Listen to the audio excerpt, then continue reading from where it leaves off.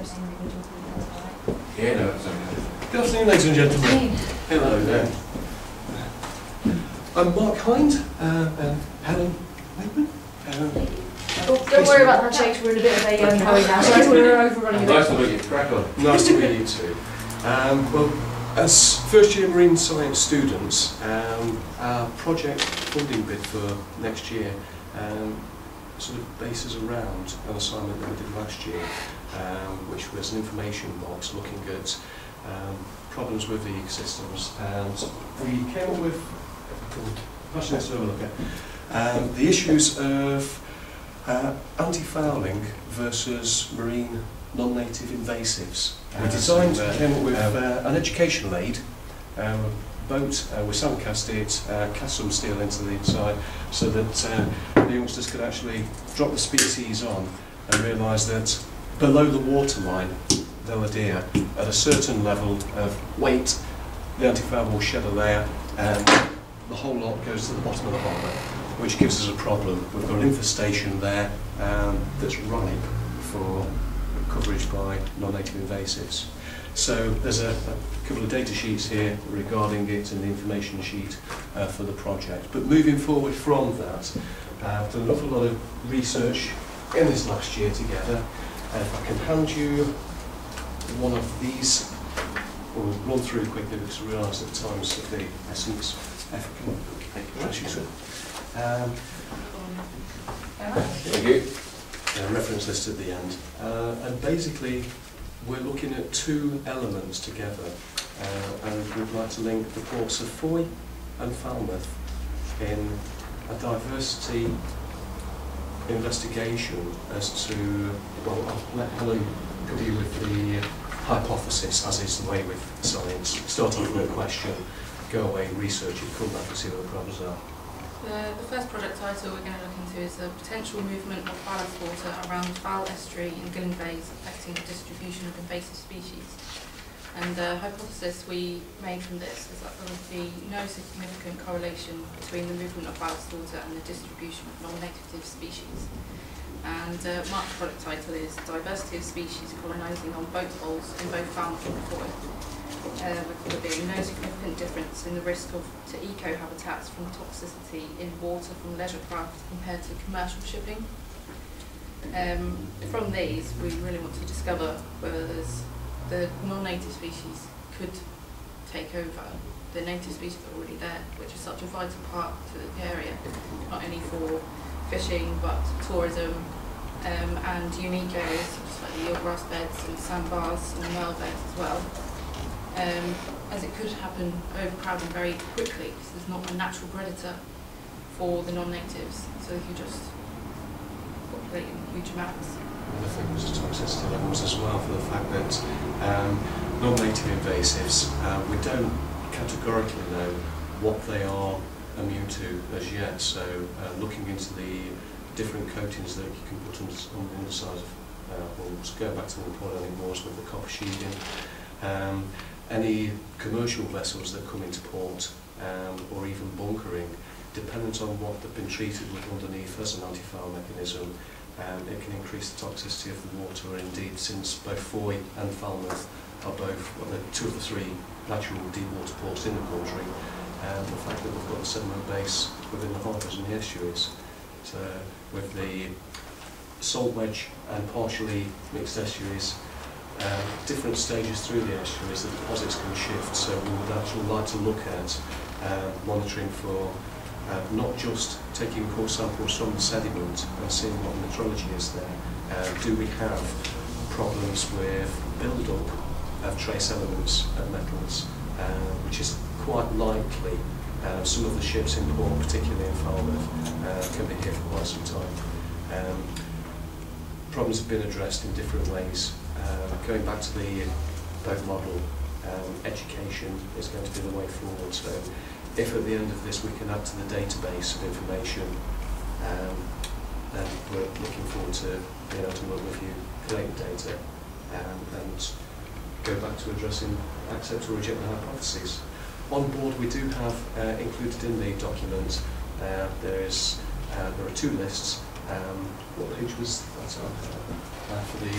There's a list of resources that we're actually bringing to the table.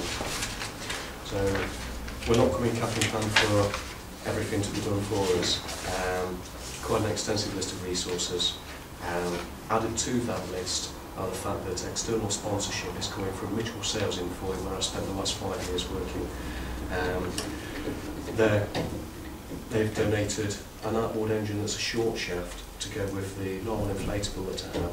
So with Farmer Harbour Commissioner's permission, we'd actually be able to bring that down on the transporter, so that we'd be in shallow drive, we're not kicking the sediment unnecessarily. In addition, I've got an 11-foot workboat, glass fibre one, with a long shaft 5-horse and a long range tank on the working pontoon in Foy, so we can actually go out and survey too. We've been fortunate enough to have some backing from Ken Whittemore at Truscombe Marine, in that he's asked if we'd like to go out in the Falmouth Estuarian Harbour and clean the data buoys for him. That gives us access to the data as well, so we can actually get a projected set of data figures to work a model from to add our data to as the year progresses. So with that, it comes down to the funding bid itself. There is a list there of items or services that would benefit us, and we'd very much like good cooperation. And if there's any questions that you'd like to ask, please fire away. Thank you very much.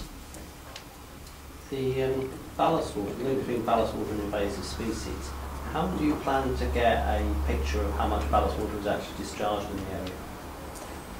I was going to look at the currents that came into the estuary and how they were, because it's partially mixed estuary, so how they're spread through, and then just see how that would spread the species to different areas of the estuary. So I wasn't directly going to. I suppose that would be really important to look at what volume's coming out and out of each ship and where they came from, so you got an idea of what was coming in. Yeah, it is quite complex, but we've actually tried to have a look at this. And, I mean, not many ships in Falmouth will actually discharge ballast as a matter of routine. Most of the vessels in Falmouth Bay won't discharge anything at all because there's no need at all for their ballast condition. So, but there's certain ships, smaller ships, working cargo in Falmouth Dock will. It is going to be quite a challenge, I suspect, because we haven't found the data very easily available.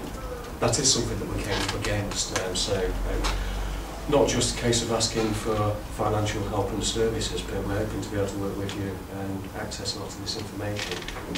We had a devil of a job. We're trying to get categorised information as regards to ballast water. There's an awful lot of journals available, and we've got a list here as well of publications, but they're in the region of £40, £75, £32, and there's very little information actually out there that categorises it. So we're very much open to suggestions and working relationship information too. Yeah, we came up with a bit of a plan a little while ago to try and trace ships and sort of risk assess them in terms of if you're going to look at currents and you can look at what's come in and when it's come in and time of year and a likely invasive species, and then relate that to likely distribution sites. So, I mean, we've got information like that that we can probably, if you're struggling on that side of things, we could adapt it a little. Yeah. Thank you. Where did you come up with the premise that this growth fall off? Because in 12 years I've never seen it fall off. It's hard work to get it off. Well, as a yachtsman myself, and having lived in Ford for the last 6 years, I've taken sort of note of different estuaries and harbours and the likes around the Cornish coast, and the trend is usually that 4.5 moorings are on the backwaters. However, the swing moorings are more susceptible, and on the low tide of the spring tide, often as not, the smaller craft will be sat on the beach. So it's grounded? It is, yes. Oh, right, okay. Well, Yeah. To that effect as well, with the swing mooring, the current flow increases as the wool is presented with the bow first. It changes the water flow around it. So what I've noticed over the last 5 years is that the congregations of colonies tend to be on the stern or underneath the skeg. So once again, that's going to dig in more because of anybody on a swing mooring, the regulations in foil that you cock the leg and you protect the propeller. So the weight is on the transom, so the skeg is going to dig into the sand and into the sediment when the tide goes out and leaves them. This is potentially a massive project, so I'm going to be talking to Mark and Helen about how we can streamline it to make it achievable. But I think it's the beginnings of something. It's got some really good ideas there, but the trouble is it is very wide, and actually the resources you need to deliver all of this are going to be quite large. But if it's worthwhile, it would be good if next year you hand it on, because lots of these projects would be great if, you know, over the years, and the studies have much more data going into the system, like, you know, for the people. We can show this, that, and the other. So, yeah. Cool, thank you guys very much. If you could send Alison and tell her to be fairly smartish quickly arriving. Thank you very much. Correct on. Hi, I'm Mark Hind, and my project here today as a first year marine student is diversity of species colonising boat hulls between Falmouth and Foy, looking for a correlation. Feel that the interview and application went very positively, with quite a few questions asked of us and the opportunity to ask questions back. It's a symbiotic relationship between us and them. It only works for this two-way street. So there we go. My name's Helen Wakeman, and my project title is The Potential Movement of Ballast Water Around the Fowl and Gilling Bays Affecting the Distribution of Invasive Species. I think the bid went pretty good overall. We got everything across that we needed to.